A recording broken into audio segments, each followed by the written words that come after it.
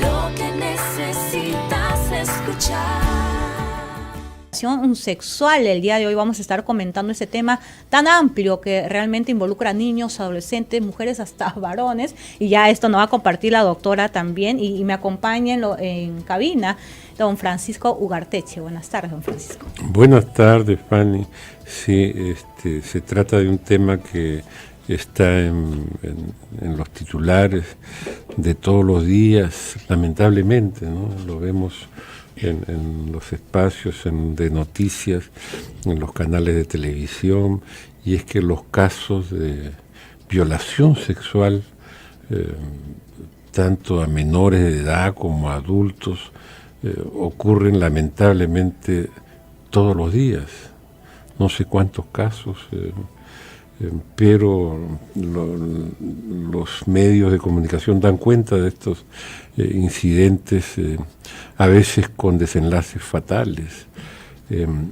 Sin embargo, existe también otro tema que en cambio no tiene mayor difusión, pero que igualmente merece que nos ocupemos porque causa temor, causa incomodidad, cuando menos, en las mujeres que sufren acoso. El tema del acoso sexual, digamos, tiene relación, tal vez la doctora me corrija más adelante, pero sí, pues el acoso no llega tal vez a consumar una agresión física, pero sí es una agresión psicológica, sí es una agresión que causa temor, causa miedo, causa preocupación, porque uno nunca sabe cuándo ese acoso puede convertirse en una agresión mayor, en un tocamiento de pronto y finalmente en una violación. Digamos que son distintos grados de un mismo asunto, un mismo problema que tiene que ver con la falta de respeto a la intimidad personal, especialmente a las mujeres, a las niñas, a las adolescentes.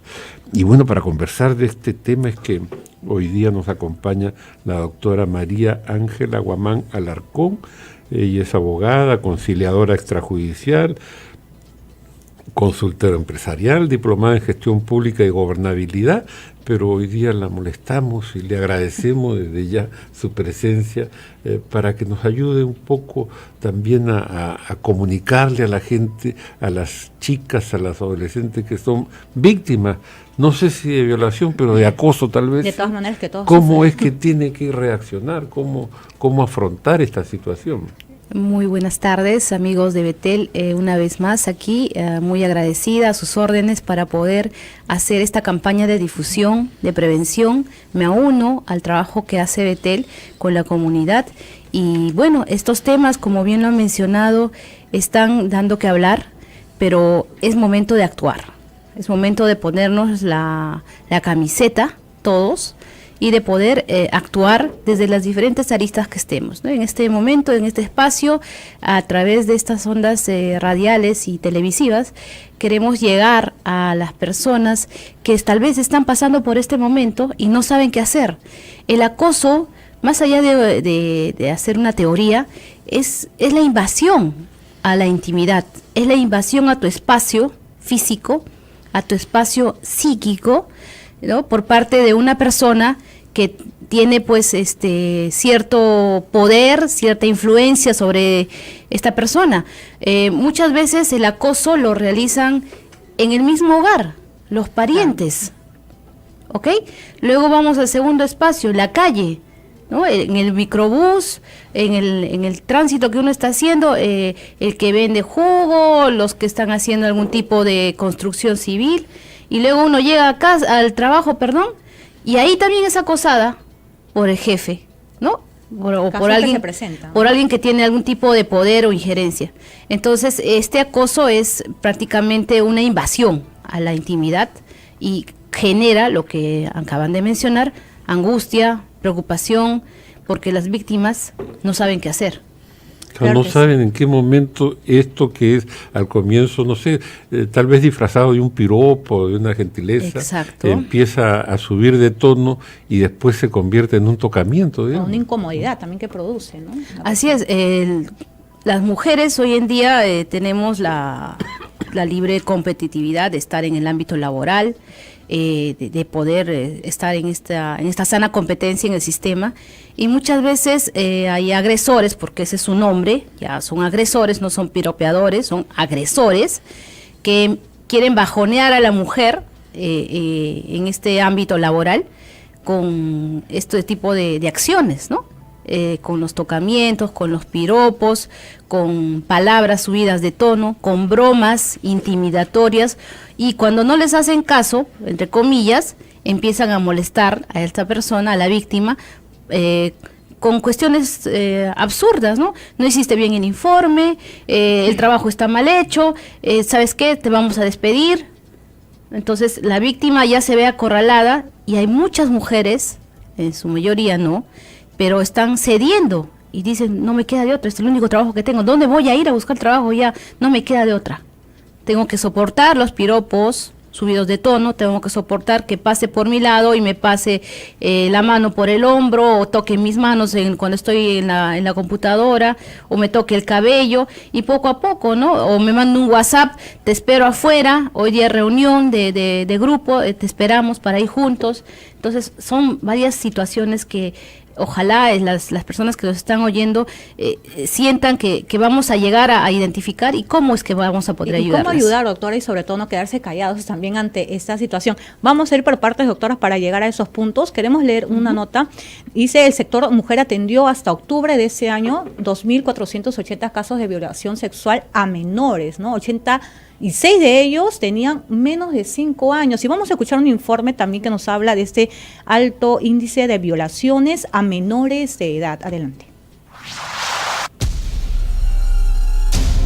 Entre enero y octubre de este año, el Ministerio de la Mujer y Poblaciones Vulnerables ha atendido a 2.480 casos de violaciones sexuales a niños y adolescentes en el país.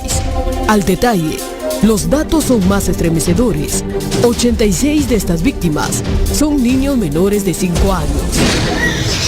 El llanto que escucha en esta habitación es el de una adolescente que acaba de ser violada por un grupo de jóvenes que decían ser sus amigos. El rostro de este sujeto de 32 años. Las autoridades lo investigan por obligar a una niña de 14 a mantener relaciones sexuales con él desde que ella tenía 12. Una menor de edad de 16 años habría sido violada esta madrugada en la habitación 205. En Chimbote, la policía capturó a un hombre cuando intentaba violar a su propia hija de 12 años. Los agentes instalaron una cámara oculta para sorprenderlo en el acto. Los casos reportados son solo los atendidos por el Centro de Emergencia Mujer. Esta cifra representa el 48% de los casos de violencia sexual a menores de edad atendidos por el sector.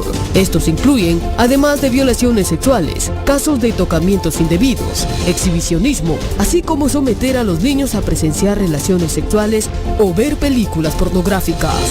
¿Quiénes son capaces de cometer estos delitos? Según las cifras del MIP, en el 20% de los casos de violencia sexual a menores de 5 años, los agresores son mayormente el padre o la madre. Solo en unas semanas, por ejemplo, se ha conocido 4 nuevos casos de abuso sexual a menores de edad. En 2 de ellos, los padres de los niños han sido denunciados como violadores. Y a mí se me que se tapaba la cara cuando su papá le tocaba. Prácticamente lo hizo su mujer. No escuchó mal. Esta mujer es Carmen Roque Faustino y acusa a su esposo, al amor de su vida, al padre de su única niña, de haber violado desde hace más de 6 años, nada menos que a su propia hija, esa niña, fruto de su gran amor. Además, a finales de septiembre se han reportado 2 casos similares en Ancash y Cajamarca. Mientras tanto, voceros del Ministerio de la Mujer y Poblaciones Vulnerables aseguran que el sector está brindando asistencia y protección a las víctimas.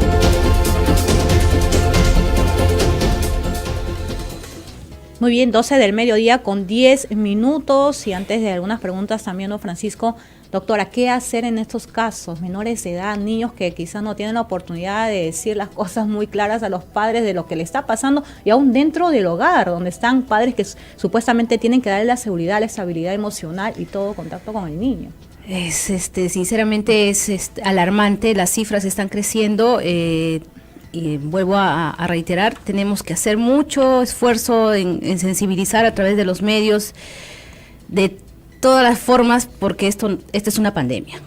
Esto es una pandemia, es una situación que se está desbordando y tenemos que hacer algo. Es aterrador escuchar que son niñas menores de edad, inclusive mucho menores de edad, niñas que recién están viendo la luz de la vida y están conociendo la oscuridad de la violencia. Y eso amerita que los padres, porque también se escuchó en el reportaje que hay la jovencita tal en la habitación tal. ¿Qué hace una jovencita, ¿no? Una menor de edad en una habitación? O sea que los papás le pierden la vista hasta la puerta de la casa y de ahí no saben dónde está su hija. Mucha confianza, ¿no? Con los hijos. Es demasiada libertad, excesiva libertad que se le da a los hijos. Entonces, esto también es una llamada de atención porque los hijos tienen que volver al hogar. Los hijos tienen que estar en la escuela, con los amigos un momento y luego volver al hogar. Y en el hogar es obligación de los padres esperarlos.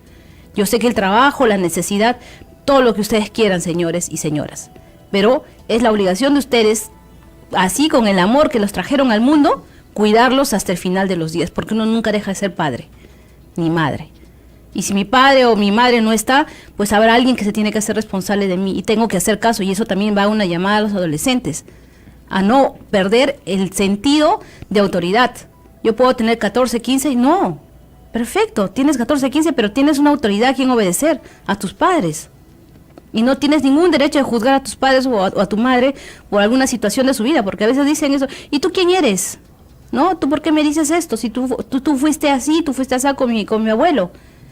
No tenemos ese derecho. Y los padres pierden la autoridad también. Pierden autoridad, ¿no? Entonces, ¿a dónde ir? Habíamos hablado en un inicio del acoso, que son los actos preparatorios, ¿no? De cómo el agresor empieza a trabajar su terreno, a ver con quién puedo yo ser agresor, quién es mi próxima víctima.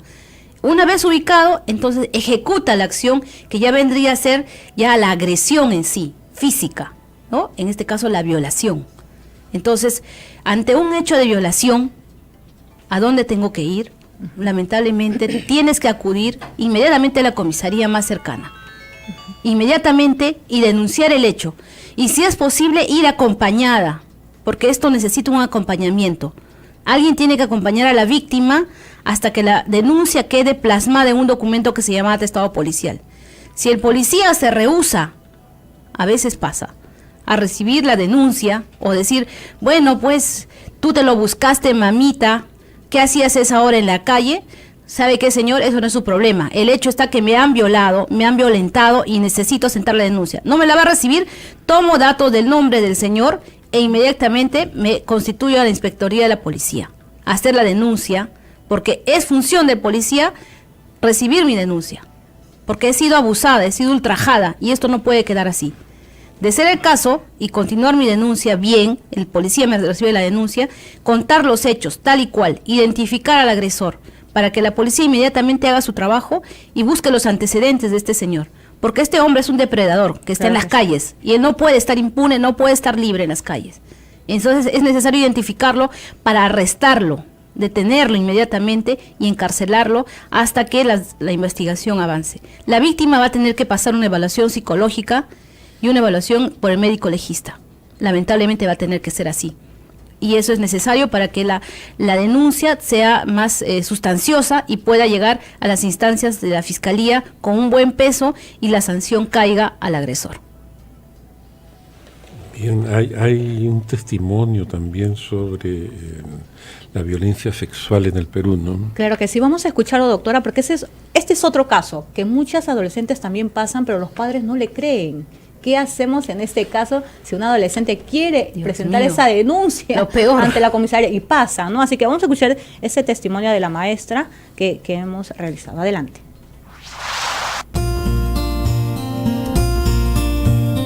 Aprendimos a no discriminar. ¿Qué vas a hacer? Ya desde el año pasado viene siendo acosada una alumna, está en tercero ya, pero la mamá no lo cree. Cuerpo bonita, o sea, no tiene un cuerpo, y para primer año, 14 años, pues no. Entonces, ¿qué dice la mamá? Que ella lo insinúa. Este caso llegó acá a la fiscalía escolar con el profesor que tiene a cargo, y la mamá dijo ahí nomás que tiene que quedar. Le preguntamos este año cómo va. Mi mamá no me cree, mi mamá me riñe, mi mamá me botó de la casa por comentar esto. ¿Qué hacer ante esa situación? No maltratar a las mujeres, los hombres también consiguen, las mujeres también. Con las orientaciones que nosotros les damos, ellos ya tienen un conocimiento más que todo que nadie puede tocar sus cuerpos si ellos no lo desean. Ellos ya saben que ante tal actitud, tal agresión que puedan tener, buscarse alguien que pueda ayudarlos en el momento adecuado, pero más no callar esto, porque años y años se viene callando tanta violencia, ¿no? Pero cuando van a casa, ¿qué de ellos? Muchos tienen miedo hasta de llegar a casa, peor si la mamá no está, cuando la persona que agrede está en la casa. Y mayormente sucede en la casa.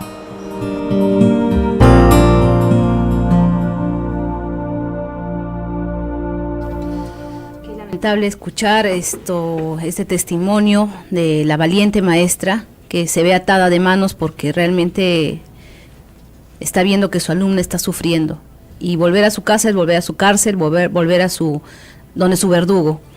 Hoy en día la ley faculta a que las personas que tienen conocimiento a priori, en este caso podría ser la maestra, ¿no?, de este tipo de hechos, está en la obligación la maestra, y la ley le va a amparar a que acompañe a la menor y la menor pueda sentar la denuncia. Eso está totalmente facultado por ley. Ella va a acompañar porque la alumna le ha contado, ella ha recepcionado la primera denuncia y ella, sabiendo ya estos hechos, no puede quedarse callada. Tiene que acompañar a la alumna a la fiscalía y hacer la denuncia respectiva. Ahí la fiscalía, conociendo de que la menor no puede volver obviamente a su casa, porque ahí tiene a un no profundo y no rotundo de la mamá que no le cree, que es lo peor, que no, su propia madre no le crea, y a su agresor que se va a reír, ¿no?, porque nadie le va a creer y obviamente nuevamente la va a atacar, y tal vez con mayor brutalidad. El fiscal lo que va a determinar es una medida de protección inmediata, y hasta va a tener que ser necesario retirar a la menor, porque retirarlo al agresor de la casa puede suceder, sí, va a tener que suceder, pero la mamá está más enamorada y más ciega que obviamente le va a abrir en la noche la puerta al agresor nuevamente y va a permitir que ingrese.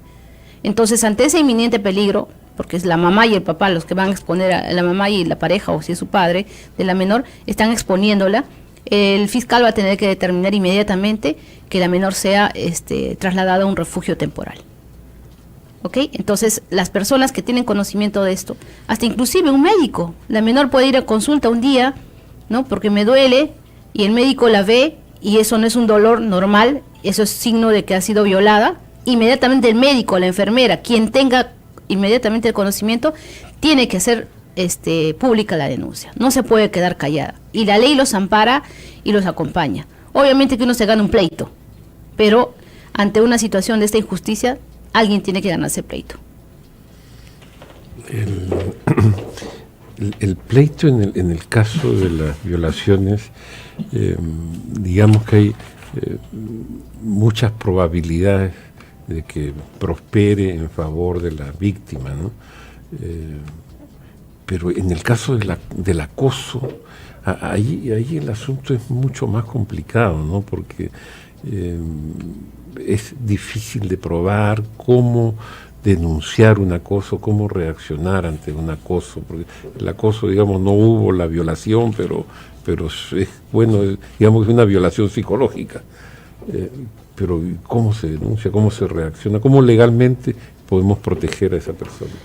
Bien, en el acoso, el agresor, el acosador, ¿no?, se ampara justamente este vacío, esta deficiencia de la ley, porque dice, ¿qué si es un piropito? ¿Qué te he hecho? ¿Acaso te he tocado? Pero vayamos a cómo se recepciona la denuncia. Esto es necesario denunciarlo, porque mientras más denuncias haya, el acosador va a bajar su nivel de agresión. identificar al acosador. Ahora tenemos los medios de comunicación. Entonces, tomarle una foto, grabar el acto de acoso repetitivo, que no es un piropo, es una insinuación de tipo sexual, son palabras mayores que ya trascienden, ¿no? La autoestima de una mujer o de una niña, porque a veces son niñas también las víctimas. Entonces, grabarlo e inmediatamente llevar esa denuncia a la policía, a la comisaría.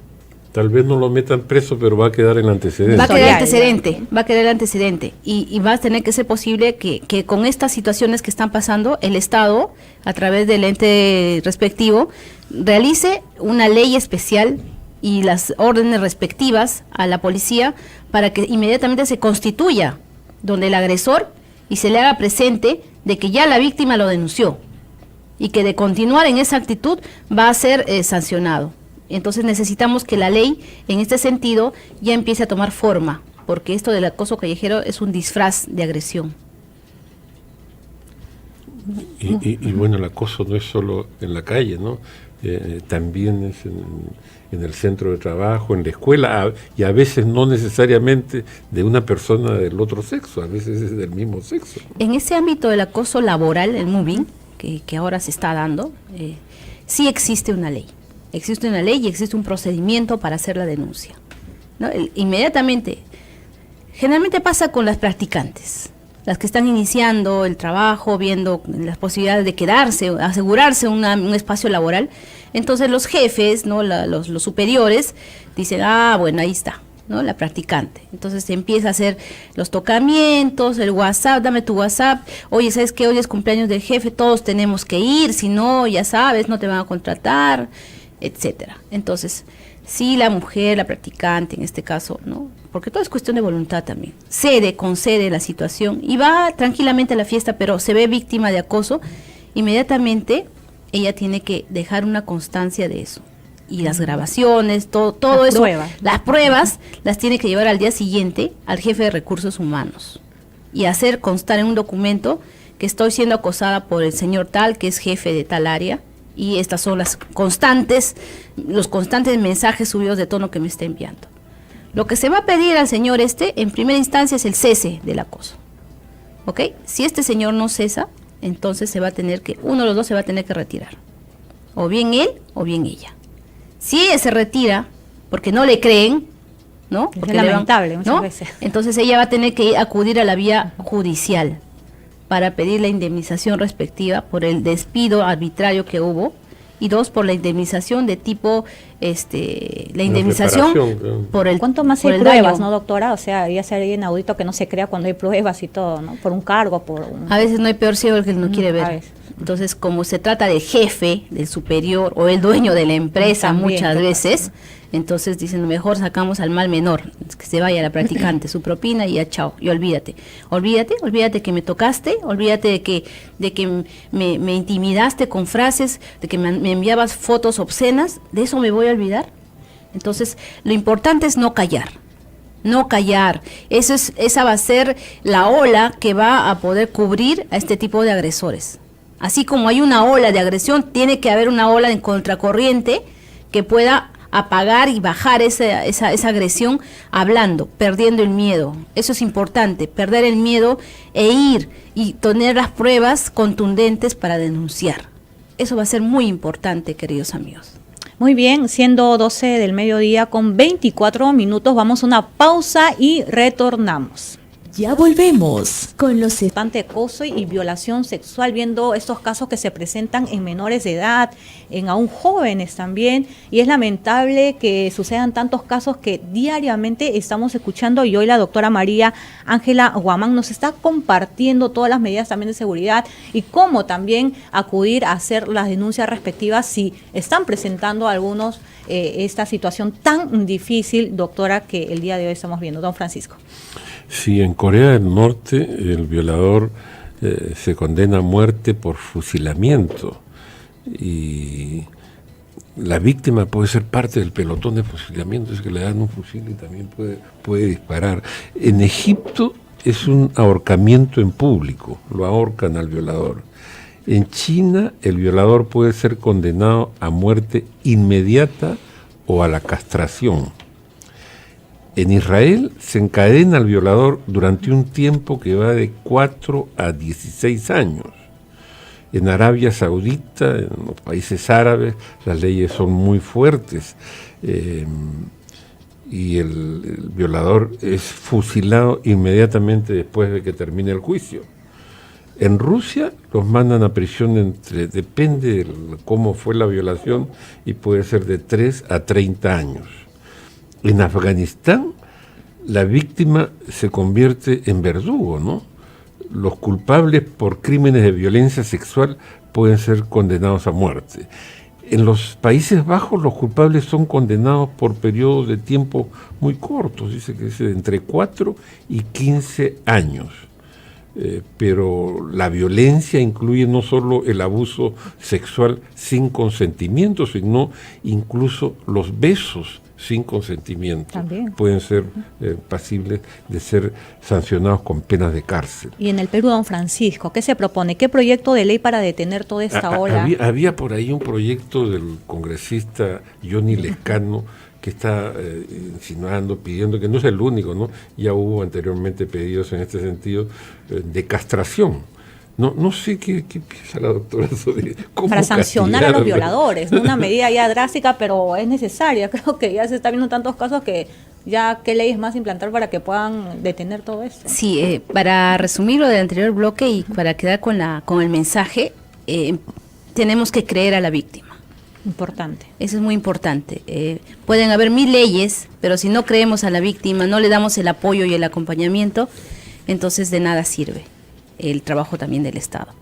El Perú está suscrito al Pacto de San José de Costa Rica, ¿no? Es un pacto en el cual el Perú se adscribe y se adhiere a las condiciones de respetar los derechos humanos.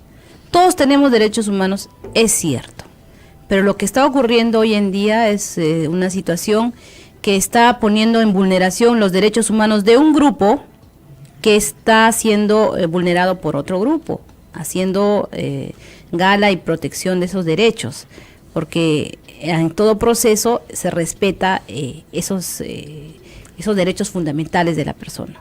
Y los agresores tienen derechos fundamentales, sí, ¿no? Las víctimas también. Pero ¿qué está ocurriendo? ¿Por qué no es tan efectiva la situación? Y es que acá es todo un sistema de leyes, es todo un sistema de gobierno que vendría a ser un factor más para que la víctima no consiga justicia. Entonces, esto es un trabajo muy concienzudo, un trabajo que se tiene que hacer con pinzas por parte de nuestros legisladores para que se llegue a determinar la sanción drástica sin chocar con estos pactos a los cuales el Perú está adscrito, a no ser que tenemos que retirarnos de ese pacto. Y eso es otro trabajo, es otra chamba, ¿no? Entonces, habría también un desorden, se desataría un desorden más del que ya estamos, un desorden social, para que las personas tengan la libertad de agredir, la libertad de hacer, porque ya ese pacto no existe. Ese pacto es el freno internacional. Perdón, doctora, pero Estados Unidos no está adherido al Pacto de San José. Exacto, no está por y eso. No es el único país americano que no está adherido. No sé, o sea, nosotros nos adherimos a muchos pactos de manera muy rápida, pero no sé si a usted le preguntaron alguna vez que si es que está de acuerdo con que nos adhiramos a ese pacto. A mí nunca nadie me preguntó, pero estamos adheridos. O sea, yo estoy adherido a algo que nunca nadie me preguntó. Sí, pues la consulta ciudadana en algunos aspectos no está siendo efectiva, no tampoco ha sido consultada. Esto es un tema ya de derecho internacional, ¿no? Que el Estado se atribuye esa soberanía, ese poder que le damos los ciudadanos al Estado para que pueda adherirse a estos pactos, viendo conveniencias, viendo situaciones de índole económico, social, político. Y la consulta no está, pues, digamos, en la agenda. Debería estar. Entonces, yo creo que estas situaciones van a llamar poderosamente la atención de nuestros legisladores, de las personas que nos están gobernando en este momento, para que se replanteen muchas cosas y estas leyes puedan tener la efectividad, porque lo que quiere la víctima no es otra cosa que alcanzar justicia.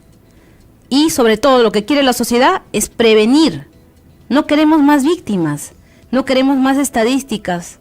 queremos paz, queremos tranquilidad, queremos caminar en las calles con libertad, queremos las mujeres desplazarnos en las noches por las calles con total tranquilidad, sin el temor de que en la esquina me esté esperando un agresor o un posible violador y me cambie la vida de un momento a otro.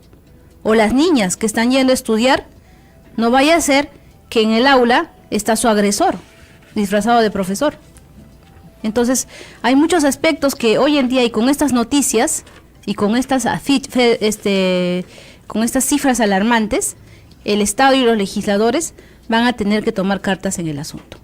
Como le digo, esto es cuestión de que alguien tiene que tomar la bandera y el asta de poder decir, hasta aquí es, ahora es otra la situación, y pelearse. Porque esta es una pelea con el sistema también. La agresión, los abogados peleamos con el agresor, peleamos con el sistema de justicia y peleamos con el sistema. Esa es la lucha diaria que tenemos los abogados. ¿No? Por eso es que la justicia no llega, y justicia que tarda no es justicia. Así es, doctora, de verdad muy importante lo que nos comenta, y queremos escuchar ahora sí un informe sobre el acoso y la violación sexual que usted nos menciona en las mujeres, que es más cotidiano, que se presenta con frecuencia. Adelante.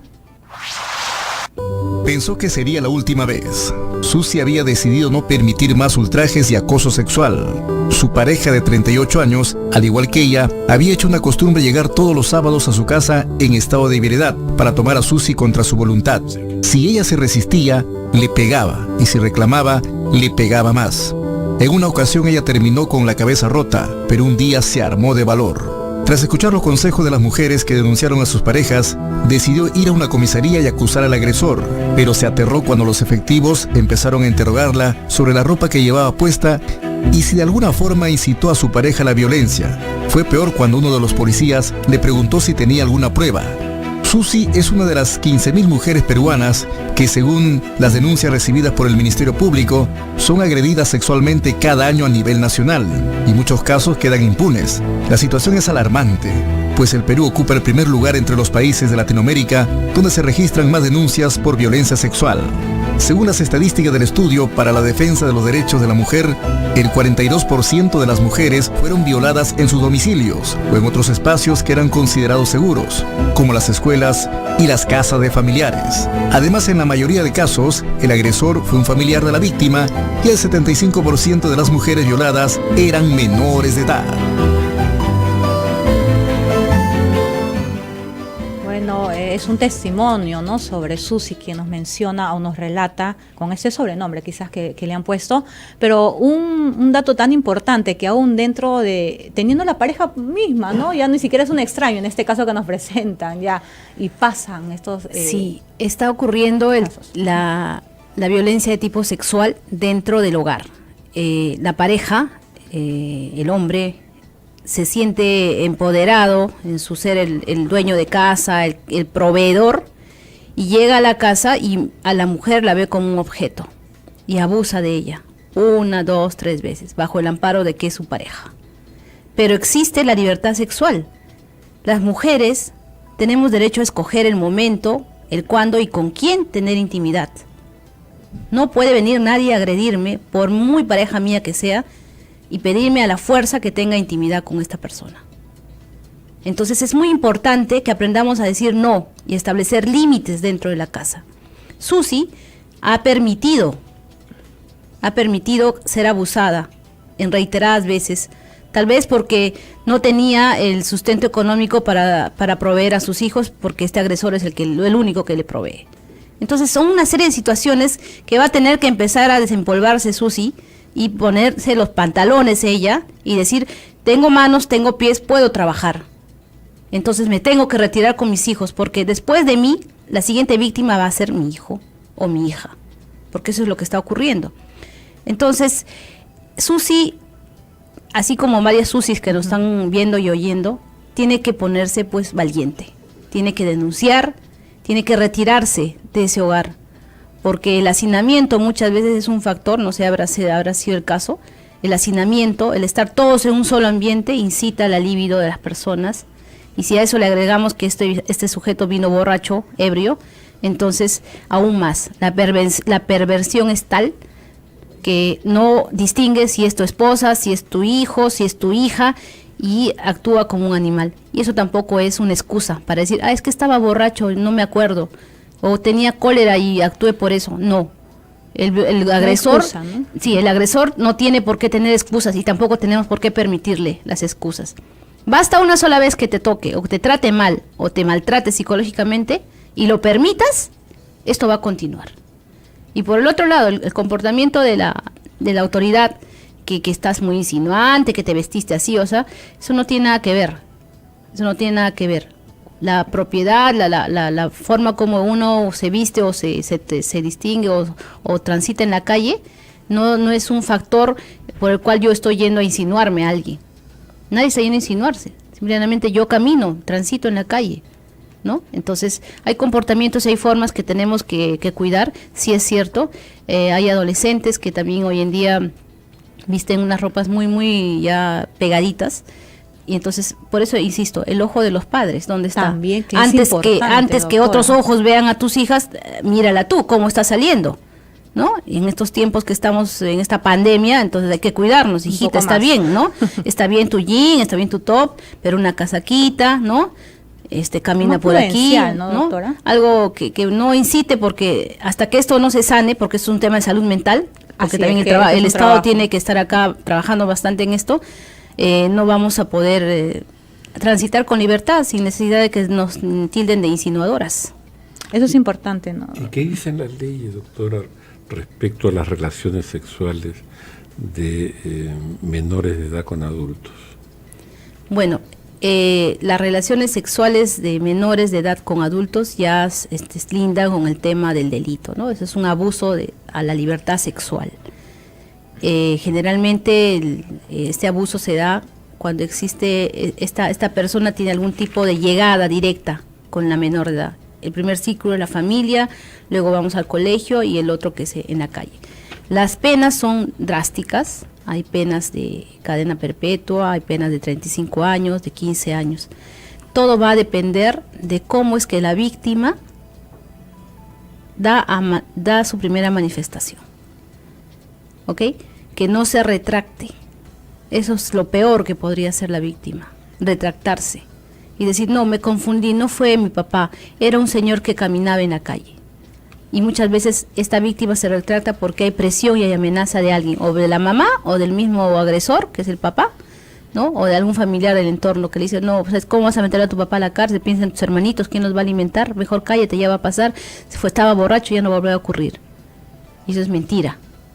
Entonces, este delito tiene que ser sancionado, pero va a ser solo sancionado cuando la víctima hable fuerte y diga que he sido violada por este sujeto ahora en este momento, y no esperar, he sido violada hace 4, 6 años, desde que tenía 5 años me violaba y ahora que tengo 18 recién tengo el valor de decirlo. Es necesario decir, no estás sola. Existen las entidades, la policía, existe el Ministerio de la Mujer, existen muchos espacios donde tú puedes ir a acogerte, a refugiarte. Es mentira de que si llegas no te van a creer, te van a creer, así seas menor de edad, porque las pruebas hablan por sí solas. Vas a pasar un examen médico legal, te van a examinar y van a determinar la agresión. Vas a pasar una evaluación psicológica donde también se va a determinar el daño y la consternación que tienes por el hecho que ha ocurrido. Entonces no estás sola. Y estamos acá también, los medios de comunicación, estoy yo, están muchos profesionales que están haciendo trabajos silenciosos para que esto pare de una vez. No es posible que estemos leyendo noticias tan aterradoras de menores de edad o escuchando testimonios de menores de edad que no les creen que han sido abusadas. Muy bien, doctora, también tenemos el caso de Alejandra Chocano. Creo que esta semana ha sido difundido a través de diversos medios de comunicación como esta joven promesa deportiva en una fiesta, como menciona, pues tuvo esta muerte, ¿no?, repentina. Vino para crecer en el tema deportivo, en este caso en el vóley, pero terminó muerta en una fiesta que aparentemente duraría unas horas. Vamos a escuchar un poco el caso, cómo lo relata otro conductor de otro medio. Adelante. Cada vez se conoce más de la desgraciada muerte de Alessandra Chocano. El chico que estaba con ella, de 17 años, Recién la conoció esa noche. Y a esta niña ya la habían separado de la selección por tener problemas de conducta. Lo saben los papás, es horrible decirlo, pero lo saben los papás. ¿Qué hacía una niña que recién conocía a ese chico en un after party, en una juerga después de la juerga? Escuchen las declaraciones de este chico de 17 años que dice que recién la conoció esta noche. Escuchen. La chica Kiara es una amiga que la conozco tiempo y me apareció con una amiga. Por primera vez la había visto. Alessandra. Sí. ¿Cómo una chica se jugó la vida? Además de haber tomado pastillas para el resfrío, muy probablemente, más el Red Bull, más la guaraná, más el champán, más la juerga. Se va a un sitio de alguien que no conoce, como Jordi Reina, que ese manganzón sí era el que alquilaba el local. Ese sitio era alquilado por Jordi Reina, era su búnker, era su bulín. Y esta chica coqueteó con la muerte y terminó muriendo porque va con un tipo al que no conocía, además tenía otro enamorado. Y lo saben las personas que están ahí. Entonces esta chica jugó con fuego y terminó quemándose. Pero además todo indica que la violaron. ¿Qué hacía esta chica con alguien que recién conoce esa noche? Y las amigas, ¿cómo se les ocurre ir primero a las 2:38 a la discoteca, que ha sido cerrada? Frida se llama la discoteca, vean las imágenes. Y después, a las 4 y pico, ¿a qué vas? A una bulín, a tener sexo, pues. Si ya estabas borracha. La chica juntó todas las figuritas para que la maten. Pero igual tienen que caer los culpables. ¿Dónde está ese celular? Porque la chica llegó con celular. Jordi Reina asumo que está con impedimento de salir del país porque él era de los mayores de edad que estaban en la escena del crimen. ¡Qué barbaridad! ¡Qué triste vida y qué peor muerte de esta chica! Pero ojo, a las chicas que me están escuchando, no se les ocurra repetir esa historia de riesgo. Nada de bebidas energizantes, nada de juerga ni after party. Y por sentido común, ¿cómo van a tener sexo borracha con un tipo que recién habían conocido ese día? Que descanse en paz esta chica, que se la jugó y perdió. Bueno, al estilo de Philly Butter, ¿no? Comentando las noticias, pero habla en parte realidades, ¿no, doctora? De una joven adolescente menor de edad, de estar sola, con amigos que recién conocía, quizás todavía se está investigando el caso, con un tema de violación también que pudo, quizás, vamos a decirlo así, haber pasado, y la tristeza que hoy embarga a una familia, ¿no? Sí, la soledad mata. Definitivamente los chicos de hoy en día necesitan más compañía. No necesitan un celular, un iPad, una tarjeta de crédito. No, ellos necesitan un abrazo, necesitan el amor, sentir el amor y la protección de sus padres. Necesitan una mesa donde comer y verse y compartir los alimentos. Necesitan volver a salir a las calles, a jugar, a hablar con los padres, a la playa, un fin de semana en el cine, juntos. Eso es lo que está necesitando nuestra juventud. Nuestra juventud, nuestra niñez está siendo abandonada. Esto se llama mamá, esto se llama papá. ¿Cómo es eso posible? Ahora, en el caso lamentable de esta niña, que en paz descanse, hubieron muchos factores, y no vamos a hablar de ella porque está muerta, y una muerta no se puede defender. Pero vayamos al hecho de que como ella hay muchas que están en este momento expuestas en una ciudad grande que se llama Lima y que vienen a cumplir un sueño de deporte, un sueño de arte, y que se arriesgan a venir solas. Pero se arriesgan, ¿por qué? Porque hay alguien que las arriesga, que es su propia familia. Lima es una ciudad con muchas oportunidades, pero también es una ciudad donde hay que caminar con pies de plomo. Y tiene que haber compañía, y si son menores de edad, con mayor razón. No podemos dejarla porque tiene un arte, porque tiene una habilidad, porque tiene un don, dejarla en la ciudad para que ella vea cómo se vive, cómo gana la vida. En este hecho tan lamentable, la vida perdió. La vida perdió. Entonces es importante, más allá de las leyes, porque de leyes y de leyes estamos hablando como poema, es importante que los papás las mamás, los hermanos mayores, vuelvan a asumir sus roles en la familia. De saber dónde están nuestros hijos, nuestras hermanas, nuestros hermanos, porque también hay tema de varones, ¿no? Y ubicarlos. ¿Dónde estás? Son las 10 de la noche y no vuelves. ¿Dónde estás? Yo vivo en San Martín de Porres. Estoy acá en una fiesta en La Molina. Imagínate esa distancia. Y venir desde allá sola o solo en un taxi. No, voy a ir con mis amigos. Entre ciegos no se van a dirigir. Porque hoy en día los amigos recurren a los amigos. Y el amigo sabe más que el papá o la mamá de dónde está, dónde estuvo, con quién estuvo, qué hizo. ¿Por qué? Porque no hay confianza, no hay comunicación. No es WhatsApp, señores. Hija, ¿dónde estás? No. Hay que comunicarnos. Insistir, por más de que los adolescentes ahora quieran cubrir su espacio. Es mi espacio, ¿qué te metes? Me meto porque soy tu padre y tu madre. Y me respetas. Porque tú has venido a Lima a estudiar, tú has venido a Lima a tener un futuro mejor, no a perderte. Entonces, me permito levantar la voz porque a veces es necesario. No, doctora, es necesario que los jóvenes y los niños entiendan de que no pueden perder el principio de autoridad. Mamá y papá trabajan, pero trabajan para dar un sustento. No están trabajando para quedarse en la calle y divertirse. Y eso no puede ser aprovechado por ustedes para hacer amistades peligrosas y terminar como terminó esta niña. Entonces, volvamos a nuestros roles de padres, volvamos a conversar, a comunicarnos, volvamos a abrazar, que nuestros hijos sientan nuestro abrazo, porque muchas veces por falta de afecto buscan en la casa lo que no hay ahí.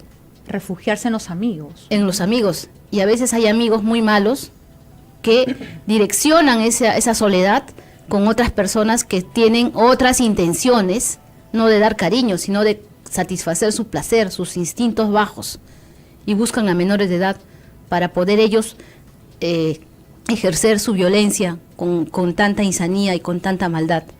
Que Dios guarde el alma y el cuerpo de esta niña y que la justicia llegue, caiga quien caiga, en nombre de quien sea, pero que esto no puede quedar, esto no puede ser, vuelvo a repetir, una cifra más o un titular más que mañana y más tarde lo olvidemos y digamos, bueno, qué penita le pasó a esa niña.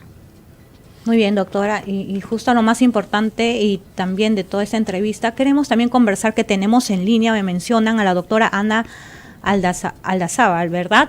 Está en línea y como psicóloga también un tema de prevención, ya para que no suceda estos casos, ¿no? Como mujeres también tomarlos, como niños, los padres sobre todo que están en casa, para que nos dé algunas referencias respecto a este tema.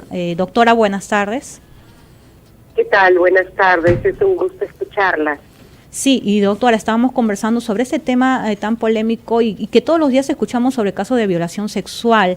¿Qué medidas de seguridad? Hemos hablado con la doctora aquí que nos acompaña en la mesa, la doctora María Ángela, que nos comentaba por la parte legal y también dándonos y comentándonos casos que también ha tratado pues la doctora y con la experiencia que tiene. Pero ¿cómo prevenimos esto, doctora, si nos podría ayudar, ¿no? Y emocionalmente también, ¿cómo ayudar a esas familias que han pasado quizás por estas situaciones?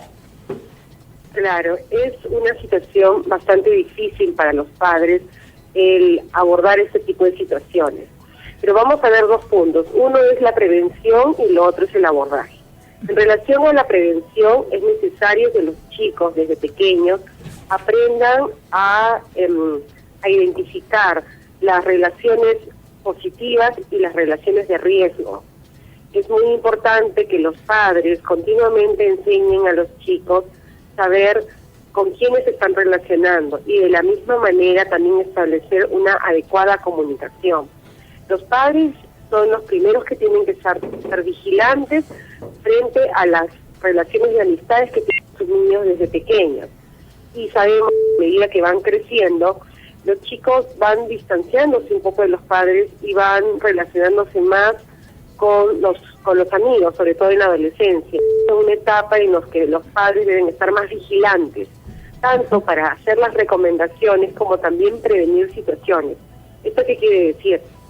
Que los casos en relación a violaciones, abusos o acosos se da, por un lado, por personas conocidas, pueden ser familiares, pueden ser amigos, y también hay una incidencia de desconocidos, pero básicamente son personas conocidas. Entonces es ahí donde los papás tienen que estar muy presentes y establecer reglas claras con sus hijos y con sus hijas para prevenir situaciones de riesgo. Otro de los puntos importantes es que los chicos aprendan a comunicar desde muy pequeños qué es lo que está pasando. Y esto ayuda a que los padres puedan establecer un momento de comunicación y de confianza, evitando la crítica, evitando juzgarlos. Un chico que se siente acogido y no juzgado va a contar, va a narrar. Muchas veces situaciones de violencia contra las niñas y niños, porque no solamente las niñas son víctimas, sino también niños, también adolescentes, sean mujeres o varones, pueden ser víctimas. Entonces muchas veces ellos se quedan callados para evitar hacer algún problema o porque pueden pensar que no les van a creer. Entonces una comunicación, una relación de confianza ayuda a prevenir este tipo de situaciones. Ahora también un punto muy importante son los límites. Es necesario que los padres se comprometan a establecer límites claros, porque los padres no son amigos de sus hijos, son los protectores y los formadores y los guías. Si un padre pretende ser amigo de su hijo y frente a ello evitar un conflicto y darle permiso a fiestas, salidas, quedarse dormido en la casa de las amigas y de los amigos, puede estar colocando en riesgo a sus hijos al no establecer límites claros. Actualmente los padres tienen mucho temor en decir no te doy permiso. ¿Por qué? Porque los chicos los juzgan, se ganan un gran problema, pero como les vuelvo a repetir, la función del padre es no ser amigo, sino ser padre, responsable, y de repente en este tipo de situaciones ser drástico en las medidas de seguridad.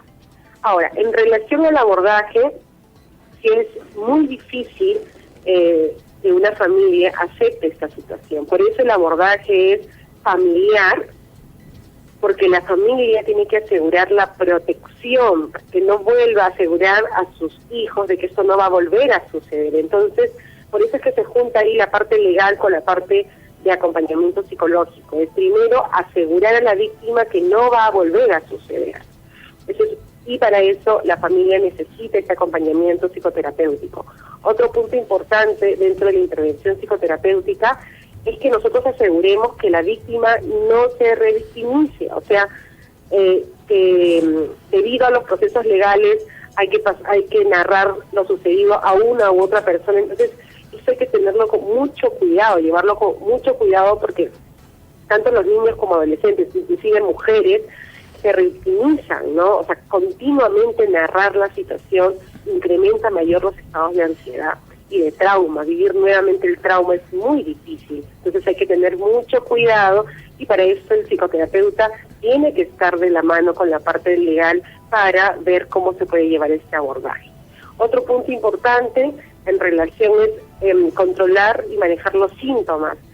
Existen sentimientos de culpa, de inseguridad, existen síntomas fisiológicos, o sea, falta de sueño, alteraciones en el sueño, alteraciones en la alimentación, mayor actividad, hay temores, ideas irracionales, ideas de suicidio o ideas de venganza, que pueden ser desde la víctima o también los familiares. Entonces hay que manejar, reestructurar estos pensamientos para no incurrir en conductas que van a dañar más esta mala experiencia, este trauma que han vivido las víctimas, ¿no? Entonces, como les menciono, el abordaje es de la familia, el abordaje con la víctima, y hay que considerar, no es lo mismo abordar en un caso de violencia sexual, en el caso de niños, en el caso de adolescentes y en el caso de adultos. No es lo mismo el tema de abordaje. Entonces hay que darle a cada uno la atención que requiere. Muy bien, doctora, agradecemos sus palabras de recomendaciones que nos da para que también ya los padres ahora estén más atentos en el cuidado de sus hijos y esa responsabilidad. Agradecemos por su participación a la doctora Ana Aldazabal, que nos ha compartido en esta hora. Es muy importante, doctora, como mencionaba, pasa a muchos adolescentes, ¿no? Con la autoridad que los padres tienen sobre ellos, ¿no? No entres a mi cuarto, este es mi cuarto, este es mío. Y el padre debería decirle, pero esta es mi casa, ¿no?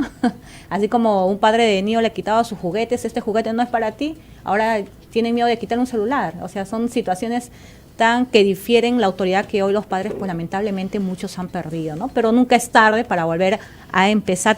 Palabras finales, doctora, estamos llegando al final ya del programa. Bueno, quisiera agradecer este espacio y decirle a nuestros amigos de Betel que en lo que se pueda, siempre voy a estar aquí para poder coadyuvar a que nuestra sociedad sea cada día mejor. Para terminar, quisiera decir a los que nos están viendo y oyendo que una vez identificado a nuestro agresor, denunciemos. Perdamos el miedo. En las familias el trabajo va a ser arduo de hoy en día. ¿Por qué? Porque estamos viendo que hemos dejado roles y hemos dejado espacios libres que han sido ocupados por la violencia. Entonces volvamos a ocupar esos lugares con amor, con respeto, con tiempo, con calidad en la comunicación con nuestros hijos. Y a las personas que han sido víctimas, decirles que van a alcanzar justicia en la medida que insistan, persistan en el proceso. El proceso es muy duro, es a veces revictimizar a la víctima, pero en lo posible tenemos que alcanzar la justicia.